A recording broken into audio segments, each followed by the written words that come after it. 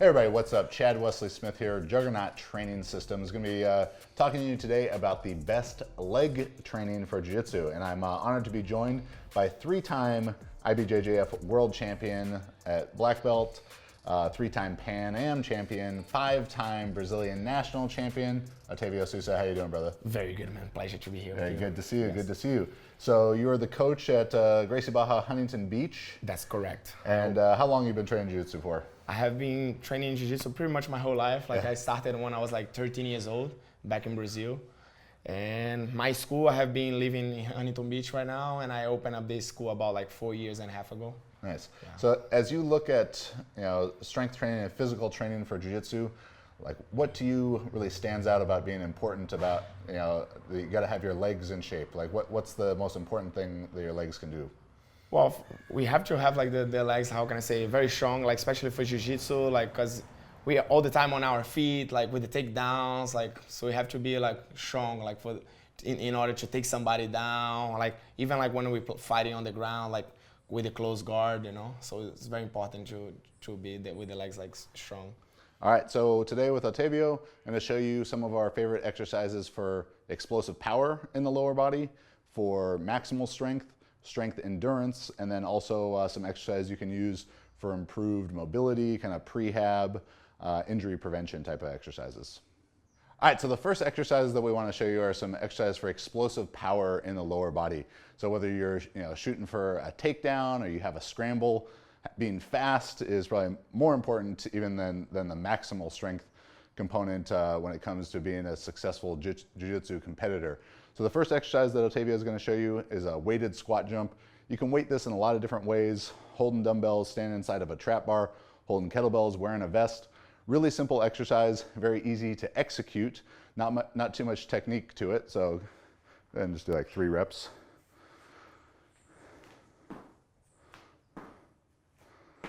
So it's not important that you're necessarily squatting down very deep while you do it. You just want to go from sort of a quarter squat and up, being reactive off of the ground.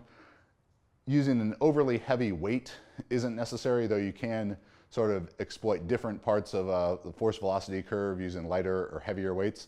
But just 30 pounds, probably 20 to 50 pounds, 20 to 60 pounds, maybe for bigger guys if you're really strong, will be enough. And keeping really high quality of work, like 3 to 5 jumps per set, and we can use this in alactic power phases where you're just training for pure quality, alactic capacity, where we're doing maybe 3 jumps, then a very short rest, like 10 seconds, or even lactic capacity, where you're just, staying with a smooth, consistent pace on the jumps for 30 to 40 seconds at a time. The next explosive lower body exercise that we really like for jiu-jitsu competitors, it takes no equipment, are kneeling jumps. And kneeling jumps are great because it teaches you to generate power with just the hip.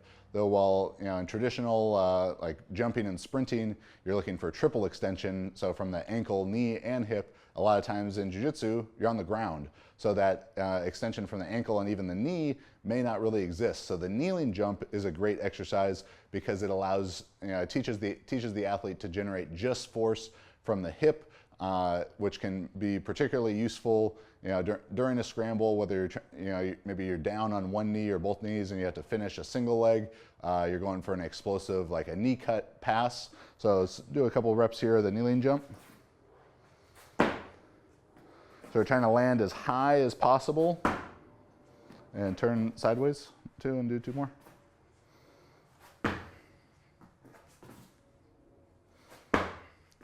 So what Otavio's doing there is perfect. You can add more challenge to this exercise by wearing a weight vest, by having a bar on your back, by holding a kettlebell or a dumbbell in front of you.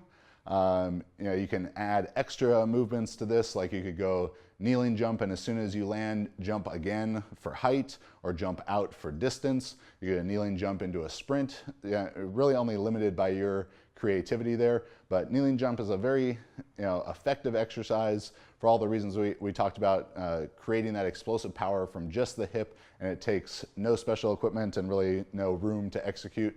So great exercise to include for jiu-jitsu competitors.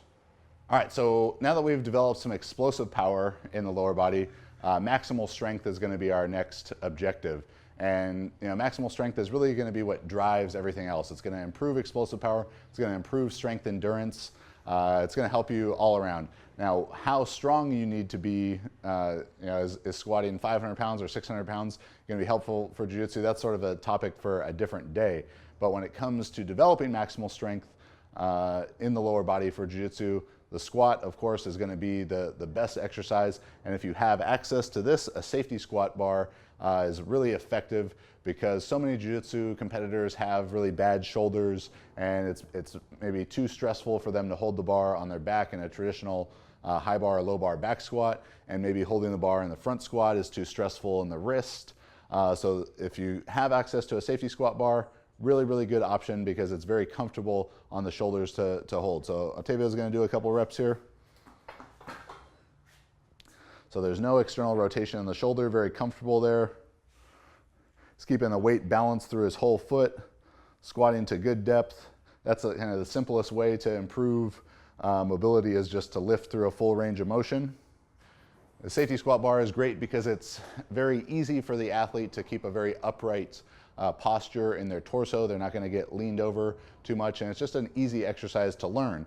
You could even have them perform it like a Hatfield squat, where they're holding on to handles in front of them, because they don't even need to have your hands on the bar to execute it if they need that for a little bit of extra balance.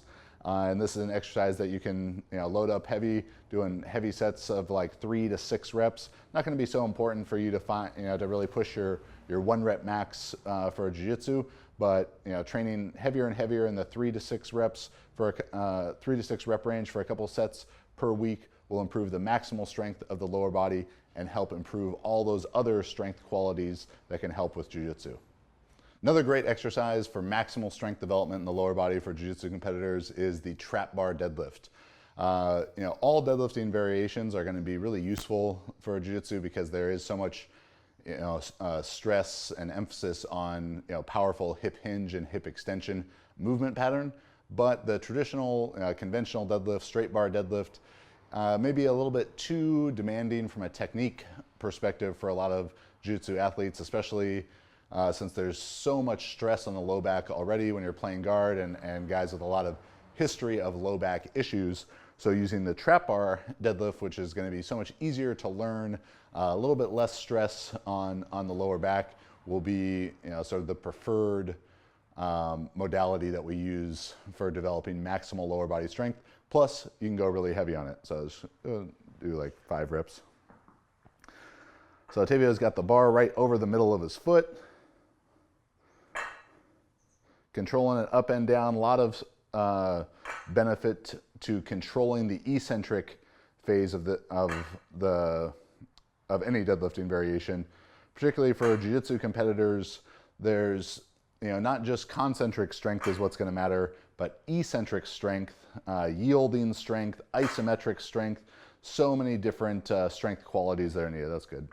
So making sure that you're controlling the eccentric phase of the lift is going to be really important. You might see a lot of really big powerlifters, pull a maximum deadlift and not drop the bar but lower it really quickly. And while that's fine for powerlifting competition, where you only have to do 1 rep, and as long as you're lowering it while keeping your hands on the bar, it's still going to count in competition. For jiu-jitsu, where you have to have so many different types of strength, building the eccentric strength and controlling the weight on the way down is going to be really beneficial. So the trap bar deadlift, whether you have a closed trap bar, an open trap bar like this, low handles, high handles, all good options. Elevating the bar on blocks if that's what's necessary for the athlete to get into a good position. This is a simple, very effective exercise that you can load heavy and get stronger in a highly transferable way to your jiu-jitsu competition. The next strength quality that we're looking to develop for the lower body for jiu-jitsu competitors is strength endurance. So whether you're in a 5, 6, 7, 8, 10, 20-minute match, strength endurance is going to be really important, because at the end of that match, you still have to be able to hold good positions. Whether you're playing top, you're in like a headquarters position, whether you got your feet on your opponent's hips trying to play a good guard, or you still need that, that strength endurance to shoot a takedown with 30 seconds left in the match and get that late win. So developing strength endurance as well as lactic threshold is going to be really important. Now there's a lot of different things that you can do to develop that, whether it's sled dragging, farmers walks, running stadiums, all those are really good options. And the belt squat is one of our favorite exercises to do that as well, because you can train the legs so hard in absence of loading the low back. And as we mentioned with the trap bar deadlift, how so many jiu-jitsu athletes have low back issues already, being able to put them give them a situation where they don't have to further load their low back and give it a break is going to be really helpful. So the belt squat we can train for really high reps, to really muscular failure for the legs without worrying about exacerbating any low back injuries. So if you're fortunate enough to have a belt squat like this is the Rogue Rhino belt squat that Otavio is going to be using. That's great, but you can also just train with a dip belt, standing up on blocks and the weight hanging between your legs is a totally fine option. You could use a landmine setup, all kind of different options for the belt squat. Go ahead and hop up there. So the belt squat allows you to manipulate your stance and technique. You can go closer stance, wider stance. You can sit back and make it more hip dominant. You can stay more forward and make it more leg dominant. A lot of good options. You can attach bands and do more speed work type of stuff on here. But it's a great option if you want to just pump out reps, sets of 10, sets of 20, sets of 50, as many reps as you can in a minute.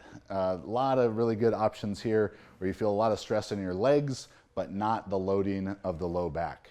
All right, so we've developed explosive strength, maximal strength, strength endurance. The final component of, to make your best lower body training for jiu-jitsu is making sure that you stay mobile to help prevent injuries. And as I mentioned earlier, the simplest thing that you can do to improve mobility in terms of your strength training is train through a full range of motion.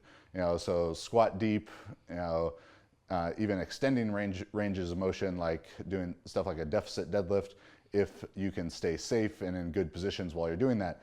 And then an extra exercise that you can use to improve mobility throughout the lower body, the hips, hamstrings, ankles, is going to be the Cossack squat or lateral lunge. So Otavio is going to do a couple of reps here. So the wider you can move your stance out, the more mobility it will require. The side that you're squatting to, you want to keep that foot flat on the ground. You can let the opposite heel come up. Now Otavio is doing a great job of these. So he's improving mobility in his ankle and his hips. He's getting out of just that sagittal plane, moving up and down, straight forward and straight back, with adding some lateral movement in. And if the athlete isn't challenged by just doing this with body weight, which start with body weight, make sure they're moving through the full range of motion well, then they could start holding a weight in front of them, having weight on their back, wearing a weight vest. Lot of options that you can increase the intensity of the Cossack squat with. All right, so there's some simple exercises that you can sort of build the foundation of your lower body training for jiu-jitsu with. We want to develop explosive power, maximal strength, strength endurance, all while staying mobile and preventing injury throughout. So thank you to Otavio Sousa, multiple-time world champion, head instructor at Gracie Baja Huntington Beach.